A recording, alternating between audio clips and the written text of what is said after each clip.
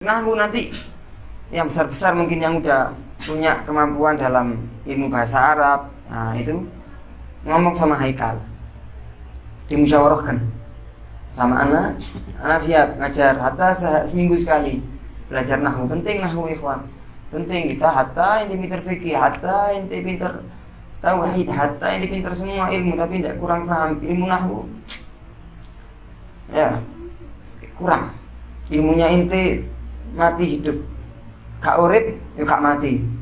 Ya apa? Apa jenenge? Gak urip gak mati. Ya apa? Gak jelas. Ya. Tapi saya enggak ngejek, saya enggak ngejek. Orang ilmu itu sangat mulia, tapi kalau orang punya ilmu nahwu, wa ilaha illallah. Inti punya al-nahwu alatul ulum. Ilmu nahwu itu miftahul ulum. Miftahul ulum. Kuncinya ilmu-ilmu. Ya, inti punya maktabah sak donya. Punya kitab full, ya, maktabah Yakub di Malang inti beli semua. Tapi inti tidak bisa baca kitab. Minta maafnya saya, cuma anak ngasih semangat aja, tidak ngejek, tidak ngerendahkan. Itu masya Allah, tulab elim. Tapi kalau tidak bisa ini fathah apa kasroh, kasroh apa dhamma, sukun apa fathah, tidak tahu. Mata mana? Tidak mungkin kita bisa memahami makna yang kita baca. Yang kita menjadi kita baca. Inti kalau punya ilmu nahwu, punya ilmu tasrif, ini punya kuncinya, karena setiap kitab itu digembok. Ya, dia buat buka gemboknya kitab-kitab ini apa? Ya, ilmu nahwu tadi. Kalau ente punya ilmu nahwu, seakan-akan ente bisa membuka semua kitab. Nah, untuk tulab yang ingin belajar punya keinginan ya, keinginan atau harapan untuk mengetahui ilmu nahwu, ngabari Haikal. Namanya ditulis. Fulan yang besar-besar, yang mampu, yang mengetahui lah, yang ingin mengetahui ya. Tidak maksa, cuma menganjurkan aja. Karena tidak maksa, cuma menganjurkan selain hari Senin. Nah, waktu yang kosong, kalau emang iya, saya omongkan pagi, ya. Cocoknya kapan, izin, ajar mereka 4 orang, 3 orang, berapa orang. Iya, atau yang kecil kepingin belajar nggak resmi kayak gini. Paham ya? Nggak resmi kayak gini. Nanti KT apa rekam-rekaman ini KT ini Pak KT ya, paham ya? Jadi masjid apa sederhana ya, belajar nahwu jurumiyah. Oh insyaallah barokah. Yang ingin nanti ya Haikal ngabari ana sifatnya ya, minggu ini insyaallah kalau emang ada dimulai, kalau emang ada. Memang nggak ada ya Senin ini wis ya, anak kepingin ajar nahwu. Tapi melihat keadaannya seperti ini nggak sulit karena ya terlalu resmi dan nggak kemampuannya nggak sama. Nah insya Allah Senin besok kita mulai pelajaran kita. Isanya kurang berapa menit? 9 menit ya, alhamdulillah, masya Allah. Ilmu hadis termasuk ilmu yang sangat mulia ya, karena kita tidak bisa memahami makna-makna ayat Quran ya, syarahnya Al-Quran itu ya perkataannya Rasulullah SAW. Syarahnya Quran, tafsirnya Quran itu apa? Ya, kalamnya Rasulullah SAW ya, masya Allah. Kita kalau mengetahui hadis, mengetahui isi kandungan ayat Quran, tafsir Quran, dan ilmu-ilmu yang tersirat dalam ayat-ayat Quran dengan hadis lah ya. Jadi ilhamnya Allah SWT kepada Muhammad SAW dikeluarkan lewat hadis-hadisnya Rasulullah SAW. Tidaklah ada hadis yang bakal kita ketahui nanti ya, kecuali ada sangkut pautnya dengan ayat-ayat Quran. Nah, ini direkam pun ya, sudah mulai ya. Nah, hakada. Nah, muhim kita. Kalau kita tidak mempelajari ilmunya Nabi Muhammad SAW, mempelajari ilmunya siapa?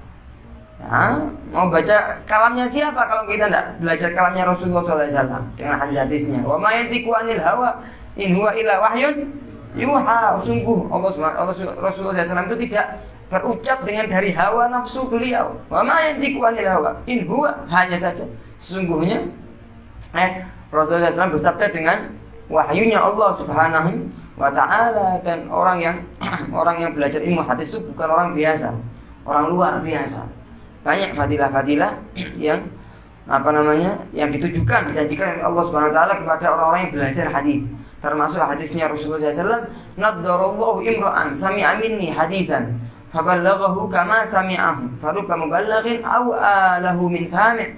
Allah Subhanahu wa taala bakal mengindahkan, bakal mentampankan, ya lanang ya, wedok bakal mencantikkan ya.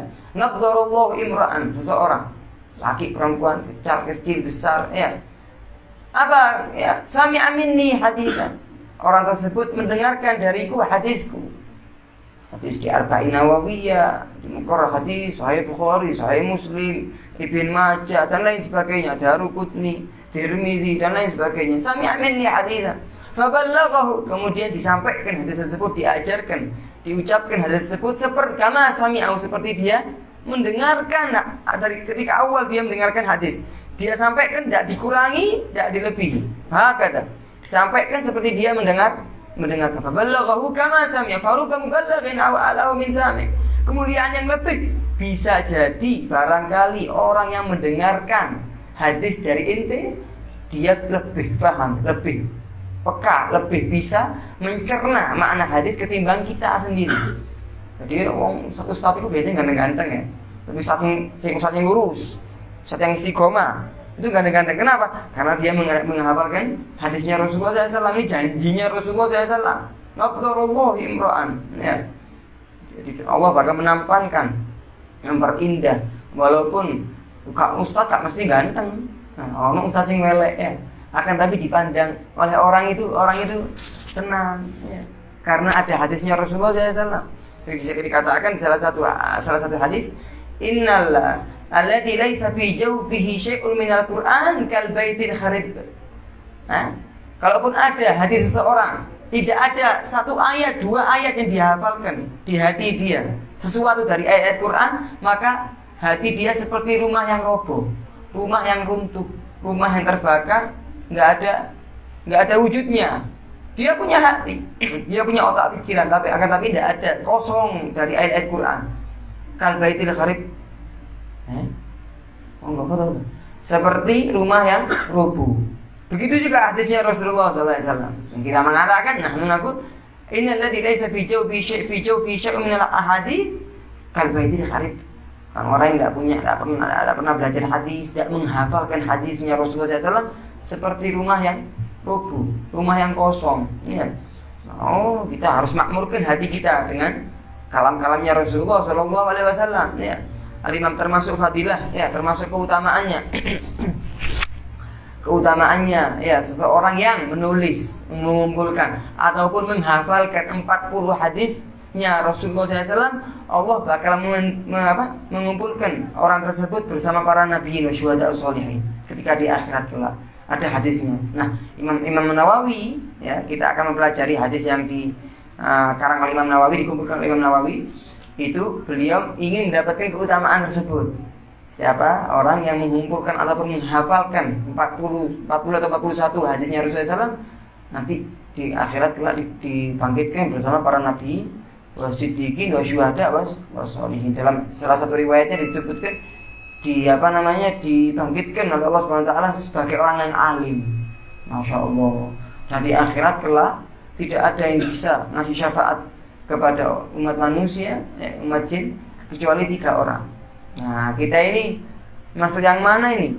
Ya, inti jangan hanya ingin dikasih syafaat, inti harus niat untuk aku akan mengasih syafaat kepada saudaraku. Niat, aku akan memberi syafaat kepada teman-temanku. 3 orang yang bisa ngasih syafaat, katanya Rasulullah SAW. Yashfa'u yaumal qiyamah thalatha. Bisa memberi syafaat kepada hari kiamat kelak 3 orang. Siapa sinten ya Rasulullah?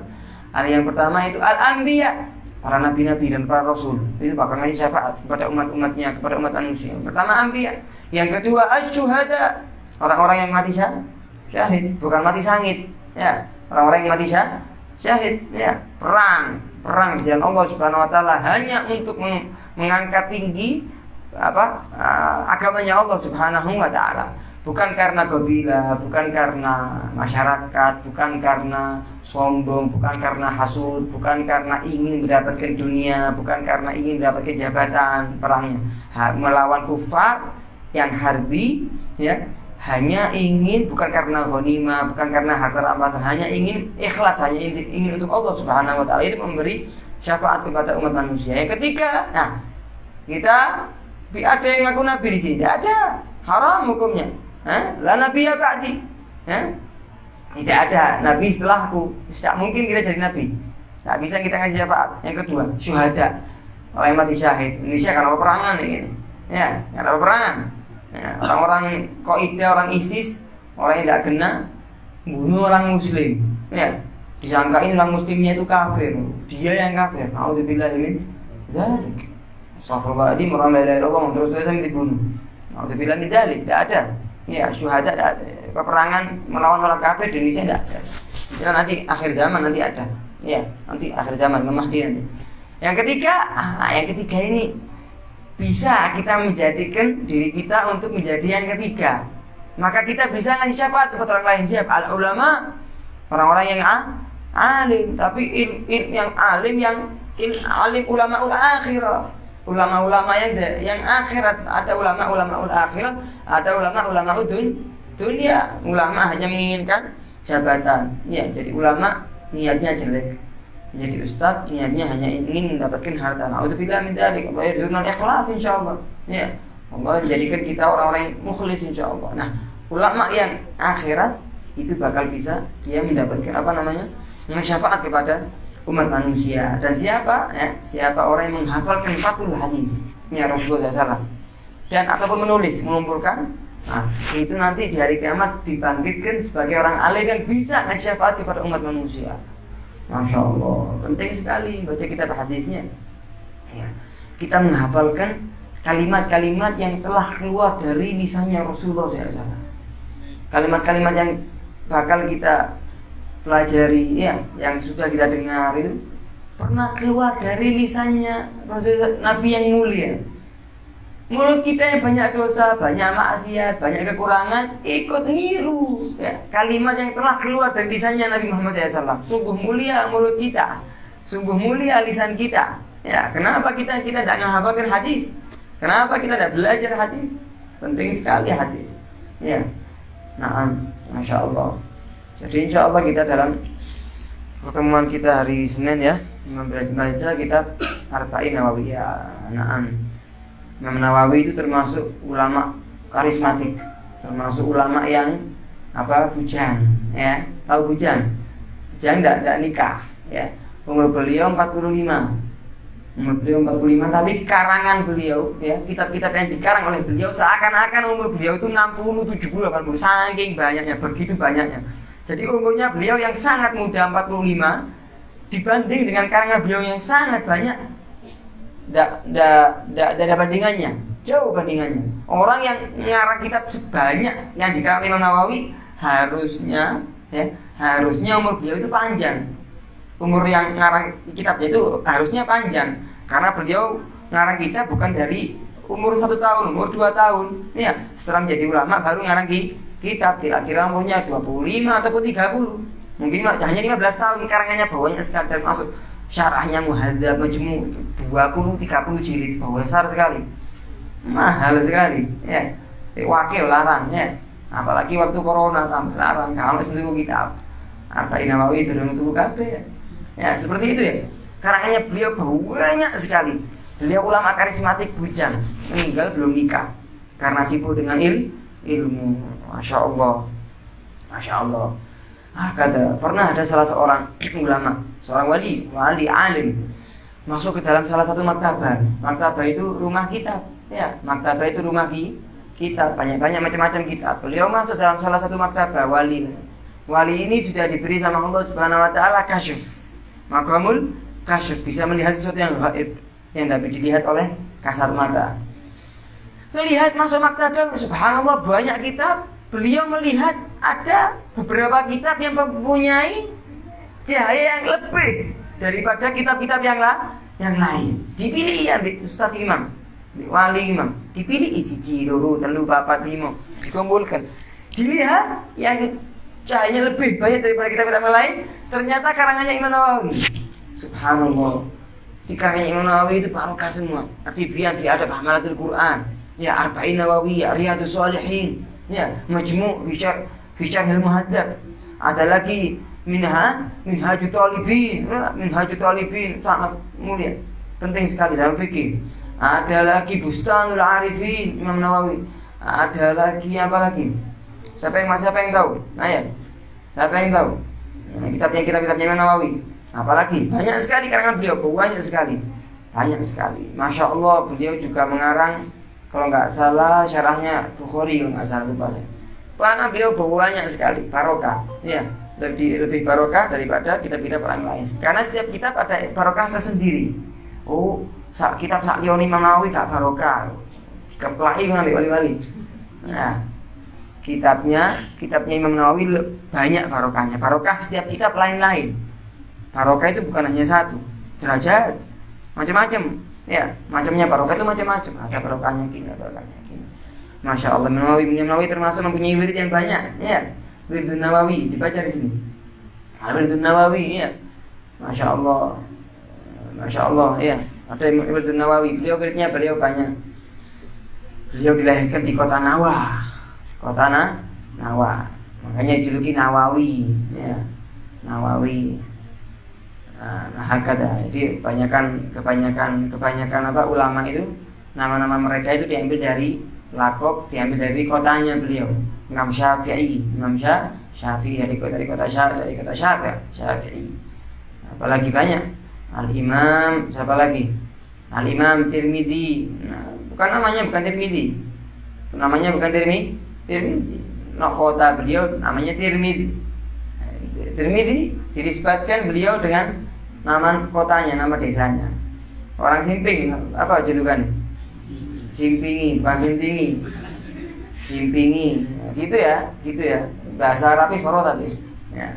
Seperti itu. Kebanyakan para ulama yang kita kenal bukan nama mereka. Imam Ghazali, apa namanya Imam Ghazali? Siapa sing banter? Siapa sing ngomong? Siapa? Imam Muhammad bin Muhammad Al-Ghazali. Ghazali itu tukang jahit. Jahit. Abahnya kan Ghazal. Abu kan Ghazal. Abahnya beliau bukan alim, makanya sing mondok di panti asuhan iki. Aduh, aku gak mungkin dadi ulama, gak mungkin dadi ustaz. Abahku kudu ustaz. Suudzon sama Allah ente. Berprasangka jelek sama Allah ente. Siapa yang ngajari suudzon sama Allah? Enggak tentu ente bisa menjadi ulama dan abahnya ente atau kakek ente ulama. Tidak mesti, katanya siapa? Banyak ulama yang ayah ataupun ibunya itu keluarganya bukan keluarga ulama. Mereka jadi ulama besar. Masya Allah. Dengan kegiatan dia, istiqomah dia, seragapnya dia, ijtihadnya dia, tidak pandang bulu. Walladzina jahadu fina lanahdiyannahum subulana. Kata Allah Subhanahu wa ta'ala di surat Ankabut, siapa yang bersemangat bersungguh-sungguh fina dalam mencari ridhoku, mencari ilmuku, mencari Masya Allah, nurut Nabi Allah Subhanahu wa ta'ala, mujahadah, memaksa dirinya, lanahdiyannahum subulana. Lamu taukid, nun taukid, lanahdiyannahum. Masya Allah, pasti aku kasih dia petunjuk dalam menuju jalan-jalanku, jalan-jalan untuk menggapai ridhoku, sampai kepadaku, mendapatkan ilmu yang barokah manfaat. Pokoknya tidak harus anaknya ulama. Imam Ghazali, ya. Imam Ghazali, beliau lahir pada tahun 450, ya, 450 Hijriah.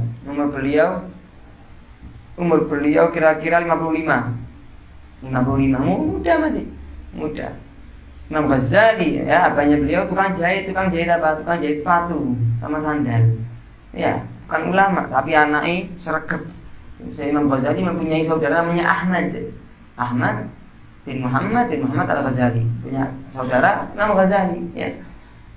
Imam Ghazali bantu abahnya rewangi abai ganti ambil wong tua nih melok jahit. Ghazali diremehkan sama orang. Ternyata jadi ulama besar. Makanya kita nggak boleh pesimis, nggak boleh kecil hati.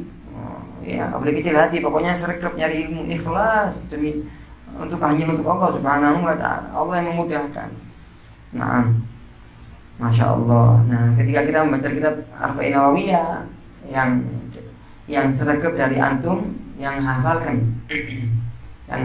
Kita dulu waktu mondok masih kecil, Arba'in Nawawiyah itu termasuk matan yang wajib dihafalkan oleh kita. Masih kecil segini anak mondok. Ya, Masya Allah. Umur inti berapa? Kamu umur ya? 12. Terus tua ya? Turun tua. Seimut ya.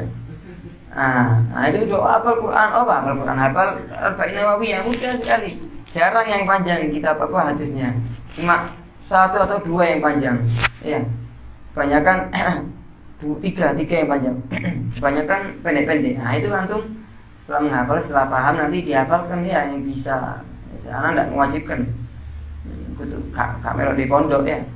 Kak mewajibkan cuma nganjurkan ya. Nganjurkan dihafalkan. Yang mau setor foto, setor sama yang besar di sini, setor sama temennya. Lebih mudah lagi kalau antum setiap 2 orang dari antum sepakat, ayo saling store.